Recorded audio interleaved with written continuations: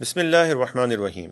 آج میں آپ سے دو خبریں شیئر کرنا چاہتا ہوں جو ہمارے ایمان کے لیے انتہائی خطرناک ہو سکتی ہیں، لیکن پہلے قرآن پاک کی آیت مبارکہ سنیں۔ الشیطان یعدکم الفقر ویأمرکم بالفحشاء، شیطان تمہیں تنگ دستی کا خوف دلاتا ہے اور بے حیائی کا حکم دیتا ہے۔ یہ آیت مبارکہ جب بھی پڑھتا تھا تو سمجھ نہیں آتا تھا کہ شیطان کہتا ہے فحاشی کرو، بے حیائی کرو، گندے کام کرو، ورنہ تم تنگ دستی، غربت، پاورٹی، معاشی پریشانی میں مبتلا ہو جاؤ گے۔ یہ معاش، پاورٹی، غربت، فحاشی کا ریلیشن آپس میں کچھ سمجھ نہیں آتا تھا، لیکن کل ایک خبر دیکھی تو ڈرانے والا نظر آیا جو غربت سے، معاشی پریشانی سے، تنگ دستی سے ڈرا رہا تھا اور فحاشی، ہم جنس پرستی، ٹرانسجینڈرزم کو عام کرنے کا حکم دے رہا تھا۔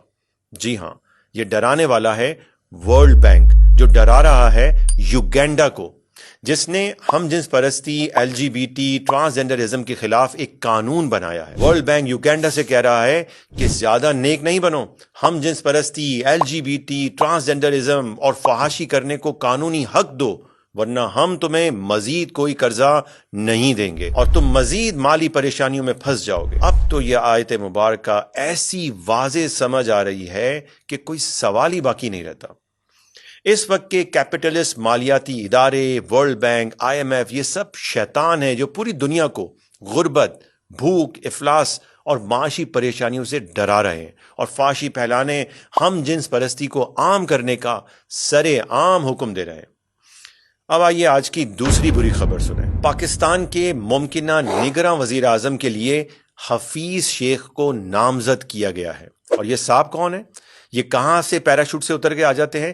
یہ پیپلز پارٹی اور پی ٹی آئی کی حکومتوں میں 2 بار پاکستان کی معیشت کا ستیہ ناش کر چکے ہیں، اور آپ جانتے ہیں کہ ان کا تعلق کہاں سے ہے؟ ان کا تعلق ہے ورلڈ بینک سے۔ یہ پہلے ورلڈ بینک کے بورڈ آف گورنرز کے ممبر رہ چکے ہیں، اور یہ اگر پاکستان آ جاتے ہیں اور پاکستان کے نگراں وزیر اعظم بنیں گے تو پاکستان کا اللہ ہی حافظ ہے۔ انہوں نے آ کر پاکستان کو مزید معاشی پریشانیوں میں مبتلا کرنا ہے اور پاکستان کو ڈرانا ہے کہ اگر تم نے transgender, L G B T, فحاشی کے راستے کو روکا اور یہ عام نہیں ہونے دیا تو تمہارے لیے معاشی پریشانیاں آ رہی ہیں، تمہیں مزید قرضہ نہیں ملے گا، تم پر مزید سینکشنز لگائی جائیں گی۔ دوسری طرف دیکھیے آپ کہ اسلامی نظریاتی کونسل، او آئی سی، جامع ازہر، فقہی کونسل اور تمام مکاتب فکر کے، کہتے ہیں نا کہ بھائی علماء جمع نہیں ہوتے، تمام مکاتب فکر کے علماء نے ایک ہی فتویٰ دیا اور انہوں نے کہا کہ ٹرانسجینڈر ایکٹ غیر شرعی ہے، خلاف شریعت ہے، اور وفاقی شرعی عدالت نے 3 سال لگاتار سماعتوں کے بعد یہ فیصلہ دے دیا کہ بھائی حکومت اسے کالعدم قرار دے اور ٹرانسجینڈر کے نام کو ہی ختم کرے۔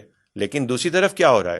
یہ ہمارے سیاستدان ڈرے ہوئے ہیں، خوف زدہ ہیں اور ریاست کو، پاکستانیوں کو مزید ڈرا رہے ہیں۔ یہ شیطان کے ایجنٹ نہیں ہیں تو اور کون ہے؟ شیطان ڈراتا ہے تنگ دستی سے کہ اگر تم فحاشی کو، ایل جی بی ٹی کو، ہم جنس پرستی کو روکو گے تو معاشی امداد نہیں ملے گی، آپ کو جو ہے قرضے نہیں ملیں گے، آپ کے اوپر سینکشنز لگائی جائیں گی، اور یہ مزید زیادہ سے زیادہ کوشش کر رہے ہیں کہ ایسی قانون سازیاں کریں جس میں ہر طرف transgender, L G B T اور ہم جنس پرستی کے راستے کھولیں۔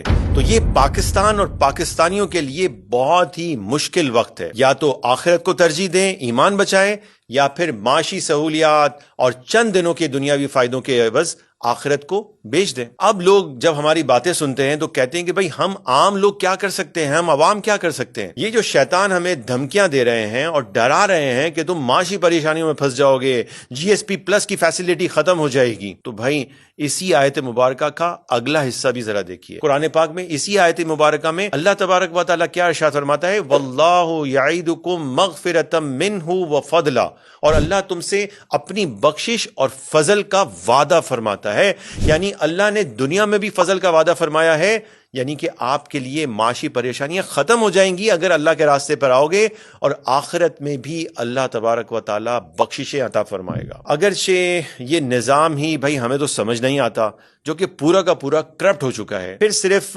یہی ایک راستہ رہ جاتا ہے کہ دینداروں کو الیکشن میں کامیاب کر کے اسمبلیوں تک پہنچایا جائے۔ پھر آپ کہیں گے کہ بھائی یہ بھی تو سارا ڈرامہ ہی ہوتا ہے، لیکن ہم کیا کر سکتے ہیں؟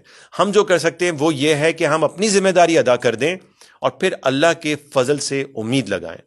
دنیا پرستوں کو ووٹ دے کر تو سوائے کفر کے آپ کسی اور کی مدد ہی نہیں کر رہے۔ یاد رکھیں، خاموشی رضامندی ہے، اس لیے کفر پر راضی نہ ہوں بلکہ آواز اٹھائیں۔